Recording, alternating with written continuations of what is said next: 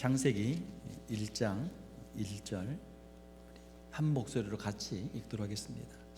태초에 하나님이 천지를 창조하시니라. 아멘.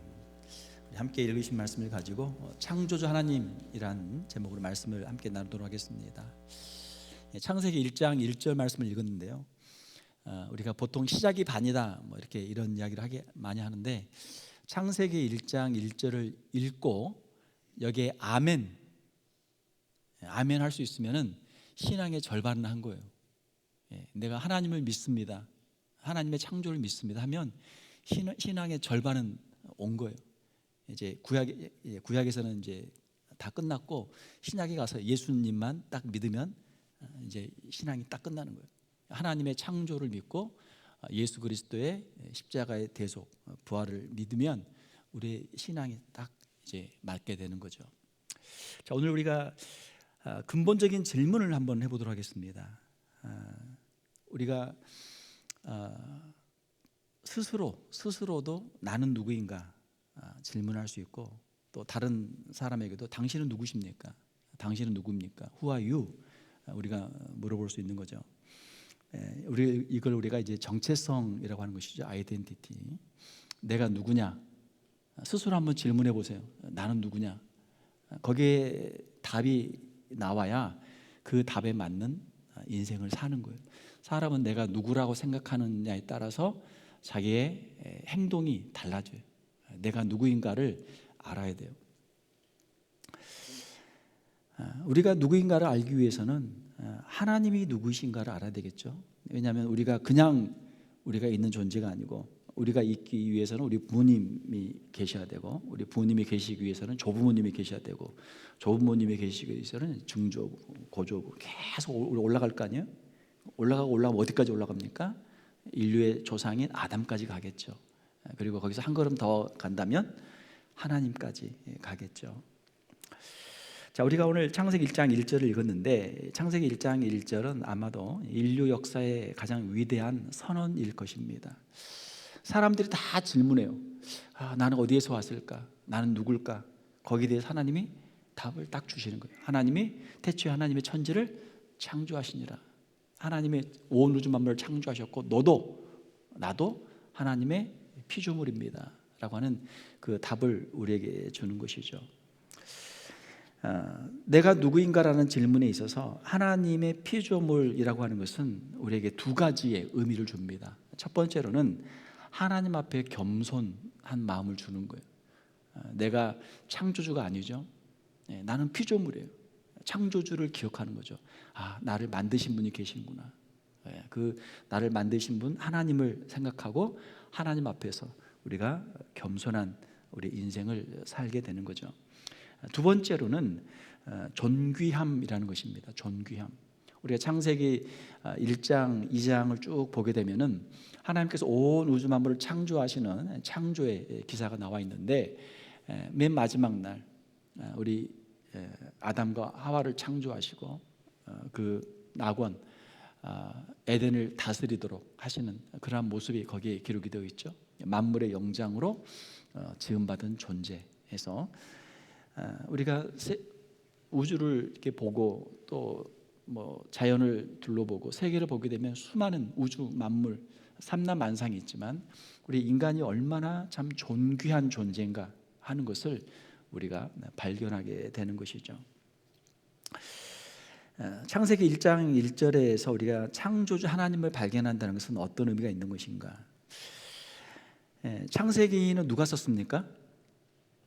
모세가 썼죠. 모세오경, 창세기, 출애굽기, 레위기, 민수기, 신명기 이 5개를 모세가 썼습니다. 그래서 우리가 모세오경이라고 그래요. 창세기가 기록되기 전에는 어떻습니까? 성경이 아직 기록되지 않았어요. 물론 우리가 이제 아담부터 시작해서 쭉 해서 노아, 아브라함, 이삭, 야곱, 요셉 이런 스토리는 우리가 창세기를 통해서 알고는 있지만, 모세가 이것을 기록했기 때문에 모세가 이것을 기록하기 전에는 창세기라는 책이 없었고 이 구약 성경이 없었어요. 그러면은 사람들은 이제 어렴풋이 자기의 조상들을 통해서 옛날 이야기를 들은 거죠. 자기 부모님을 통해서, 할아버지를 통해서, 할머니를 통해서 옛날에 이런 일이 있었단다. 옛날에 이런 일이 있었단다. 그 이야기를 들었던 거예요. 구전으로 들었었고, 이것을 이제 모세가 하나님의 영감을 받아서 그가 기록한 것이 창세기죠. 자, 그러면 여기서 질문. 자, 그러면 모세는 창세기를 왜 기록했습니까? 모든 것에는, 거의 모든 것에는 다 목적이 있어요. 이 물병에는 물을 담는 목적이 있겠죠. 목마르니까 물을 마시기 위해서. 마이크는 소리가 이제 뒤에까지 다 들리도록, 또 이거를 뭐 유튜브나 방송을 통해서 또 송출하기 위해서 마이크를 소리를 이제 받아야 되니까 목적이 있잖아요.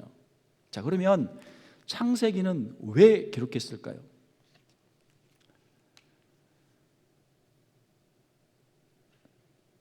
그 이제 이스라엘 백성들이 처해 있던 그 상황을 우리가 좀 이해를 해야 되겠죠. 자, 하나님께서는 모세를 왜 부르셨습니까? 이스라엘 백성을 애굽에서 구원하도록 모세를 부르셨죠. 자, 이스라엘은 지금 모세가 이스라엘을 이제 출애굽을 시키기 바로 직전에 어떤 상태에 있었습니까? 애굽에서 400년이 넘도록 애굽에서 종살이를 하고 있었어요. 종살이, 노예 생활을 하고 있었단 말이에요. 자, 우리가 한국의 역사를 보게 되면 1910년에 이제 한일합방이 되죠. 경술국지를 통해서. 그래서 1945년에 연합군의 도움을 받아서, 물론 이제 우리 뭐 광복군의 그런 독립운동도 있지만 이제 일본의 원폭이 두 개나 투하되면서 일본이 항복하면서 일본의 식민지로 있던 이제 조선, 우리 대한제국이 이제 독립을 하게 되죠. 일제 강점기 35년, 그 짧은 35년이라는 시간 동안 이 한반도에서는 어떤 일이 있었습니까? 소수의 사람들이 독립운동을 했지만 더 많은 사람들은 어때요? 일제 식민지하에서 거기서 신음하면서 수탈을 당하고, 많은 사람들이 징용을 끌려가고, 일본 군대에 끌려가고, 아마 거의 많은 사람들이 그 어떤 독립에 대한 그런 꿈들을 이제 하나씩 이뤄가면서 35년의 그 시간들을 보낸 거 아닙니까? 자, 이스라엘 백성들이 애굽에서 그들이 종살이를 했던 기간은 35년도 아니고 350년도 아니고 400년이 넘는 기간이에요. 400년이 넘는 기간이라고 하는 것은 우리가 한 세대를 뭐 30년만 잡아도 뭐 열 몇 세대가 넘는 긴 시간이에요. 내가 눈을 딱 떠보니까 나는 누구다? 나는 종의 아들이다. 나는 눈을 딱 떠보니까 나는 종의 딸이야. 우리 아버지도 종, 우리 엄마도 종, 우리 할아버지도 종, 할머니도 종, 우리 할아버지의 할아버지도 종, 그 할아버지의 할아버지도 종. 뭐 십몇 대를 걸쳐서 400년 동안 종살이를 했기 때문에 우리가 흔히 이야기하는 노예 근성, 그게 이제 아주 뼈에 사무치는 그런 상황 속에 있었겠죠.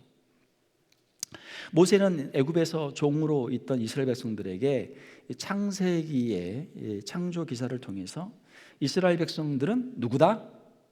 하나님의 형상으로 지음받은 사람들이다 라고 하는 것을 알려주기 위해서 이 창세기를 기록했다라고 하는 것이죠.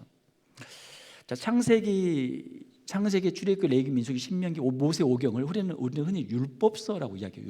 율법이라고 이야기해요. 물론 율법적인 면도 있어요. 율법적인 면이 있죠. 주로 이제 신명기 같은 경우, 이제 출애굽기의 좀 일부, 주로 신명기에 이제 율법적인 부분들이 있죠. 자, 그러나 창세기를 보게 되면 율법보다는 다른 이야기가 더 많아요. 창세기를 우리가 어떻게 이야기할 수 있느냐? 창세기를 두 가지로 이야기할 수 있어요. 첫 번째는 족보예요. 족보. 나는 누군가, 나의 조상은 누군가. 족보란 말이에요. 족보. 뿌리를 찾아서 창세기는 족보예요. 족보. 누가 누구를 낳고 계속 구약에 보게 되면은 뭐 심지어는 마태복음이나 누가복음에도 예수님의 족보가 나오잖아요. 성경은 족보란 말이에요. 족보. 뿌리를 찾는단 말이에요. 왜? 그래야 내가 누군지를 알기 때문에. 뿌리를 찾는 족보였어요. 창세기는. 물론 모세오경이 다 그렇죠. 두 번째로는 땅 문서예요. 땅 문서. 영어로 deed라는 거죠. 땅 문서. 여러분 집을 딱 사면 뭐부터 받아요? 땅 문서부터 받는 거예요. 디드를 딱 보면서 내 이름이 딱 찍혀 있는 거 보면서 아, 이 집은 내 거구나, 이 땅은 내 땅이구나, 그걸 본단 말이에요. 뭐 우리가 차 같은 거 있으면 건물, 차 같은 거 있으면 타이틀이 있듯이 건물에 디드가 있잖아요. 등기가 있을 거 아니에요. 그러면 딱 보면은 이게 누구 건물, 누구 땅이다, 누구 건물이다, 내 거다, 그 이름이 거기에 딱 나와 있단 말이에요. 창세기에 보게 되면 하나님께서 아브라함에게 가나안 땅으로 가라고 말씀하시죠. 그리고 아브라함이 가나안 땅에 와가지고 거기에서 열심히 땅을 일구고 또 돈을 주고 또 묘를 사고, 아브라함과 이삭과 야곱이 거기서 농사를 짓고 거기서 우물을 파고, 이런 스토리가 다 있잖아요. 그 원주민들에게 돈을 주고 사고. 창세기는 땅 문서란 말이야. 땅 문서.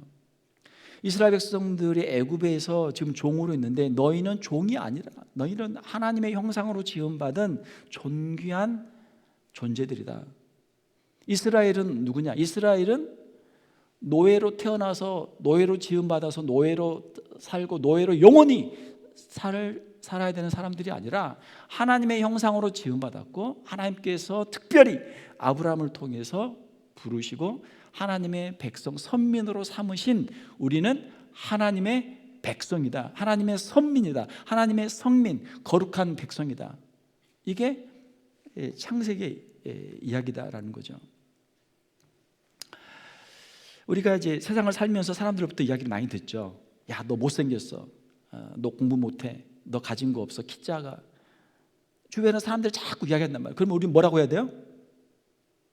네 눈에는 그렇게 보여도 나는 하나님의 형상이야, 하나님의 그 형상대로 지음받은 존귀한 그런 존재야.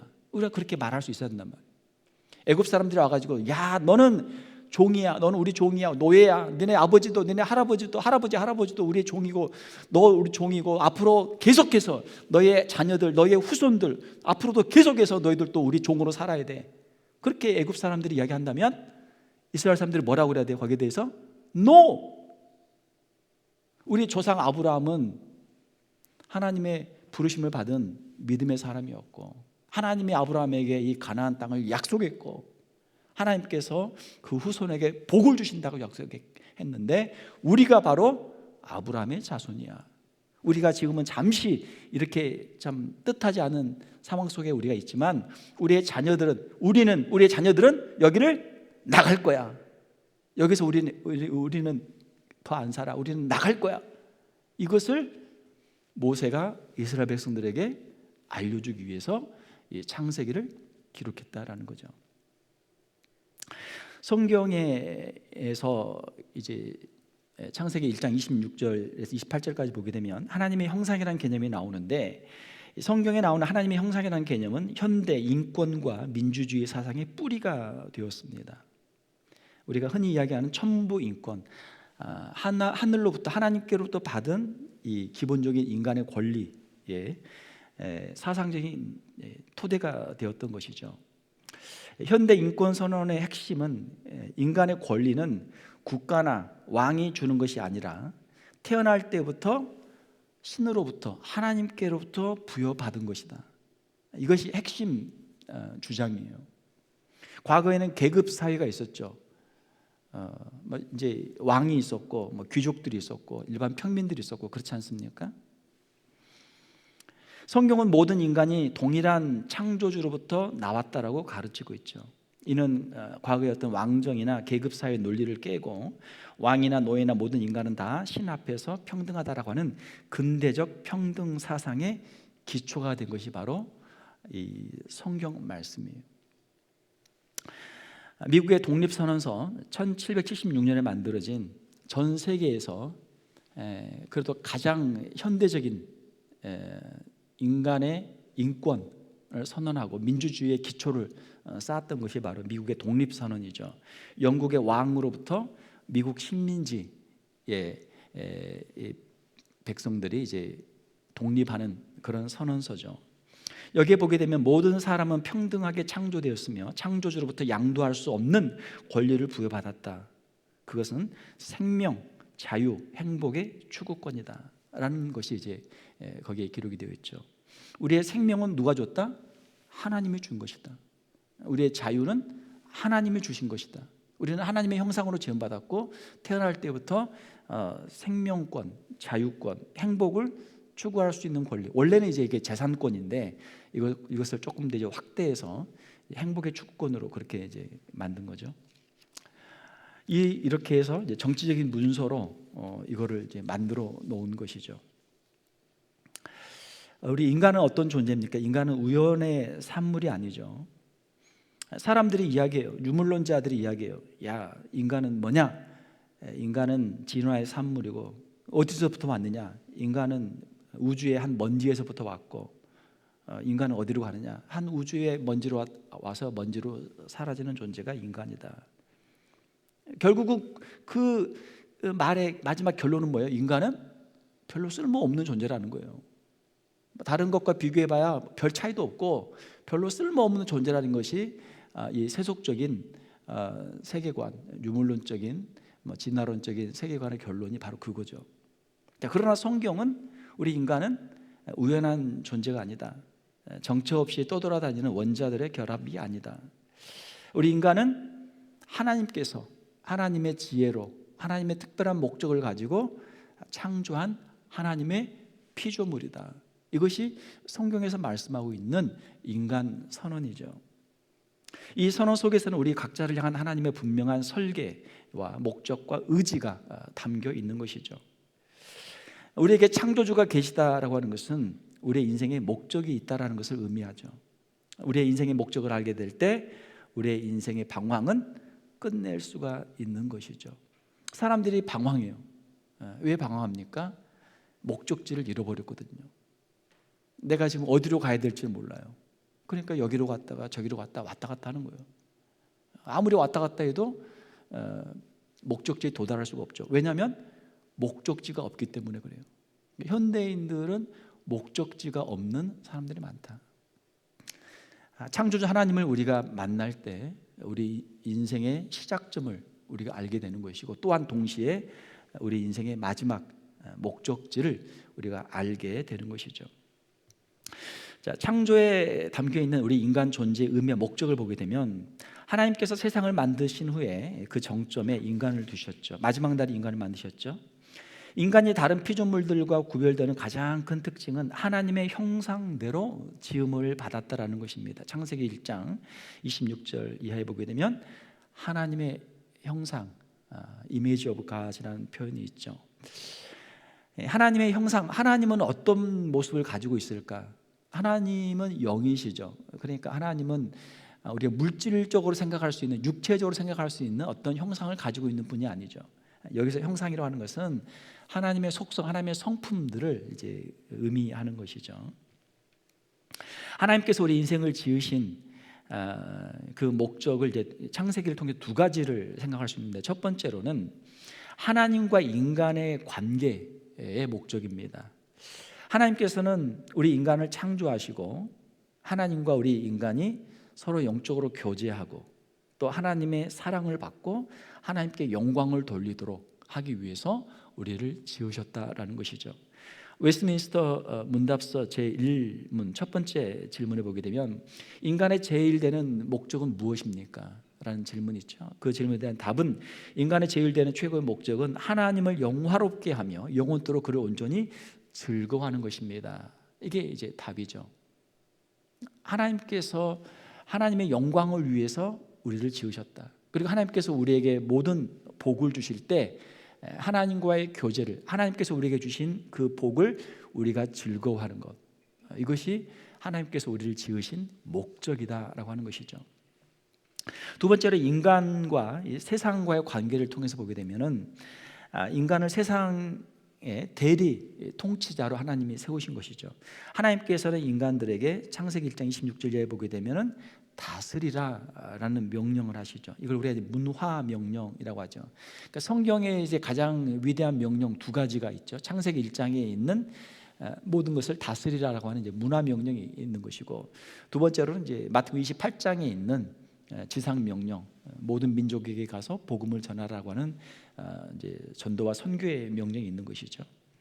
자, 이 창세기 1장에 있는 이제 문화 명령을 보게 되면 이것은 단순히 이 세계를 지배하는 것이 아니라 하나님의 성품을 닮아서 하나님의 대리인으로서 세상을 아름답게 가꾸고 보존하는 청지기적인 사명을 우리에게 주신 것이죠. 우리 인생은 단순히 그냥 생존, 오래 사는 게 목적이 아니라 하나님의 영광을 이 땅에 드러내는 거룩한 통로가 되는 것이 하나님께서 우리를 지으신 인생의 진짜 목적이 되는 것이죠. 이것을 깨달을 때 우리 인생을 우리가 의미 있게, 우리가 바르게 살 수 있다라고 하는 것이죠. 세 번째로 창조주가 인간에게 주신 그 탁월함의 선물들을 생각을 해보면, 자, 창세기에 보게 되면 1장 그리고 2장에 보게 되면 하나님께서 이제 온 우주 만물을 창조하시는데 마지막 날 우리 인간을 이제 창조하시게 되죠. 창조주 하나님은 하나님의 형상을 닮은 존재로서 인간을 창조하시고 만물을 다스릴 수 있는 특별한 능력을 허락해 주셨던 것이죠. 그것을 우리는 이제 하나님의 형상, 여러 가지 하나님의 형상의 부분의 많은 부분 가운데 이제 가장 중요한 것, 지혜를 우리가 이제 생각할 수 있는 것이죠. 하나님의 창조라고 하는 것은 무에서 유를 만드신 것이죠. 창세기 1장 1절에 있는 창조는 이제 라틴어로 엑스 니힐로라는 단어를 쓰는데 무에서 from nothing 그런 의미죠. 무에서 유를 만드셨다.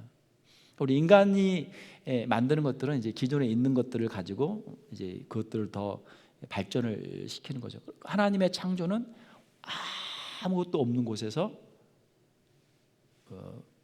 천지를 만드시는, 우주를 만드시는 하나님의 절대적인 창조의 능력을 성경은 말씀하고 있는 것이죠. 자, 하나님께서 가지고 계신 이런 능력을 본받아서 우리 인간은 지혜를 발휘해서 여러 가지를 많이 만들죠. 문명을 만들고 또 어떤 기술을 만들고 예술을 만들고 학문을 만들고 세상을 풍요롭게 만드는 것이죠. 자, 인간과 동물들을 비교를 해보면 어떻습니까? 동물들은 본능에 의해서 생존을 위해서, 생존과 번식을 위해서 그렇게 살죠. 계속해서 그걸 반복한단 말이에요. 반복. 그러나 우리 인간이라는 존재는 어떻습니까? 우리 인간이라는 존재는 하나님의 이러한 새로움을 만드는 어떤 창의성, 창조성을 본받아서 뭔가를 계속 만들어요. 인간에 대한 여러 가지 이제 정의들이 있는데, 인간을 뭐 지혜로운 존재, 호모 사피엔스라고 말하기도 하고, 인간을 뭔가를 만드는 존재, 뭔가를 자꾸 만들어. 여기 눈에 보이는 거 다 지금 사람들이 만든 거 아닙니까? 다 만든 거란 말이에요. 여기 키보드, 뭐 의자, 뭐 카페트, 뭐 여러분 자동차, 옷, 뭐 할 거 없이, 시계 할 거 없이, 뭐 안경, 다 뭔가를 만드는 거예요. 동물들이 이런 거 만들어 가지고 쓰고 다니고 타고 다니고 하는 거 봤어요? 그건 없죠. 만화책에서나 나오는 거지. 동물들이 그렇게 하는 건 없단 말이에요. 하나님이 우리 인간에게 주신 지혜가 있기 때문에 지혜로 뭔가를 만들죠. 인간의 특징들을 보게 되면은 손이 굉장히 발달돼 있어요. 손으로 뭔가를 만들어요. 손재주가 좋아요. 뭔가를 만들어, 자꾸 뭘 만들어. 그리고 우리 인간은 이제 뇌가 발달해서 이 언어 능력이 발달했죠. 다른 동물들도 간단한 이제 의사소통을 하지만 인간은 훨씬 더 고차원적인 그런 추상적인 사고 능력, 그 다음에 언어를 통해서 소통, 그리고 소통을 통해서 서로 협력, 조직을 하는 거죠. 이제 만약에 맹수와 사람이 싸우면 1대1로 싸우면 사람이 이기기 어렵죠. 호랑이도 이기기 어렵고 사자도 이기기 어렵고 코끼리도 이기기 어렵고 살아온 강한 맹수들이 많단 말이에요. 1대1로 싸우면 이기기 어려워. 그러나 사람들은 사냥할 때 보게 되면 조직적으로 하게 되죠. 조직적으로 포위를 한다랄지 한쪽으로 몬다랄지 여러 사람이 해서 조직을 갖고 있기 때문에 이 조직은 개인보다 강하다. 사람이 이제 인류 문명을 만들면서 이제 거인으로서 사람이 살아가는데 그것은 바로 이 의사소통을 통한 조직력, 조직이 중요하죠. 조직이 있으면은 이제 이 세상을 바꿀 수 있는 그런 거인이 되는 거죠. 사람들이 가지고 있는 상상력, 생각, 사람들이 가지고 있는 특별히 추상적인 사고 능력, 사랑, 정의, 또 미래에 대한 예측 능력, 이런 것들이 이제 사람들이 가지고 있는 특별한 지적인 능력들이죠. 사람들의 이러한 능력이 있기 때문에 국가를 만들죠. 그리고 법을 만들죠. 그리고 또 이제 종교랄지 이런 동물들이 상상하기 어려운 이런 것들을 이제 사람들이 만들어서 문명을 이루고 있는 거죠. 자, 이런 것들이 다 지혜에서 온 거죠. 창세기 1장 2절을 보게 되면 창조의 좀 더 내용들을 구체적으로 보게 되면 혼돈과 공허와 흑암이 있었어요. 혼돈을 이제 질서를 만들죠. 공허, 거기 텅 비어 있어요. 거기에 창조를 통해서 이제 채우죠. 내용물들을 채우죠. 흑암, 깜깜해요. 어두워요. 거기에 빛을 만들어서 이제 그걸 밝히죠. 질서와 채움과 빛을 찾아내고 보이지 않는 원리를 발견하고 문명을 일구는 지혜의 능력이, 하나님이 그러한 창조의 능력이 있었던 것처럼 하나님의 형상인 인간들도 하나님의 그 지혜를 본받아서 우리 인류 문명을 이렇게 만들어 왔다라고 하는 거죠. 우리 인생을 보게 되면, 인간 사회를 보게 되면은 문제는 계속 있어요. 개인적으로나 사회적으로, 국가적으로, 세계적으로 문제는 계속 있어요. 그러나 그 문제를 계속해서 해결하고 개선하죠. 좀 더 낫게 만든단 말이에요. 휴대폰을 봐도 iOS가 있으면, 운영 시스템이 있으면 처음에 1이 있잖아요. 그러면 그 다음에 업그레이드를 해가지고 2가 나오고 3이 나오고 4가 나오고 계속해서 업그레이드 돼요. 왜? 더 어떤 걸 하다가 무슨 문제가 생기면 그걸 고쳐가지고 다시 업그레이드를 해갖고 새로운 버전이 계속 나오는 거예요. 계속 나와. 어떤 문제가 있을 때, 위기가 올 때 거기에 대한 대안과 해답을 찾고 공동체를 세워나가는 지혜, 하나님이 주신 그런 능력이죠. 우리 인간은 얼마나 참 탁월한 존재인가. 하나님께서 지으신 하나님의 형상으로 지음받은 존재로 너무나 귀하고 존귀한 존재다. 전에 아인슈타인이 그랬나요? 누가 그랬나요? 인간의 뇌는 정말 무궁무진한데 이것을 다 쓰고 죽는 사람은 없다. 뇌를 우리가 공부하고 또 연구하고 개발하면 더 잘 쓸 수 있는데 이것을 다 못 쓰는 거죠. 다. 사랑하는 성도 여러분, 우리는 하나님의 마스터피스, 걸작품, 하나님의 참 영광스러운 그러한 피조물인 줄 믿습니다. 이것이 이제 모세가 창세기를 기록한 목적이라는 거예요. 너희는 애굽의 종이 아니고 애굽의 노예가 아니고 너희는 하나님의 존귀한 하나님의 백성들이다. 자존감을 회복하는 거죠. 자존감을. 우리가 창세기를 읽으면서 하나님께서 우리를 지으신 하나님의 형상으로 지음받은 존재, 만물의 영장으로 지음받은 존재로서 우리가 다시 한번 우리 자신의 자존감을 회복할 수 있는 저와 여러분들이 되시기를 주님의 이름으로 축원합니다. 우리는 누군가? 우리는 하나님이 지으신 존재, 하나님의 사랑받는 하나님의 자녀들이죠. 하나님의 존귀한 형상이죠. 하나님이 주신 그 탁월한 지혜를 가진 존재들이죠. 말씀을 맺겠습니다. 우리는 우연한 존재가 아니고 잠시 있다가 사라지는 존재가 아니고 하나님의 영원한 계획과 섭리 속에서 특별하게 지음받은 하나님의 형상이고 하나님의 백성이고 하나님의 선민이고 하나님의 자녀들인 줄 믿습니다. 오늘 또 세상에서는 우리를 향해서 손가락질도 하고 비난도 하고 조롱도 하고 많이 할 거예요. 여러 가지 모습으로 할 거예요. 우리의 외모에 대해서, 우리의 능력에 대해서, 우리의 어떤 신분에 대해서 사람들이 우리를 비난하고 조롱할 거예요. 그러나 우리가 성경을 보면 어떻습니까? 성경을 보면 우리는 하나님의 존귀한 하나님의 형상이에요. 하나님의 백성들이에요.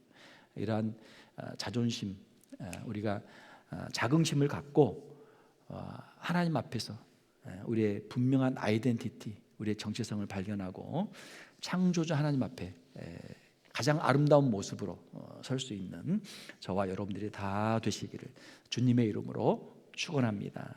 함께 기도하겠습니다.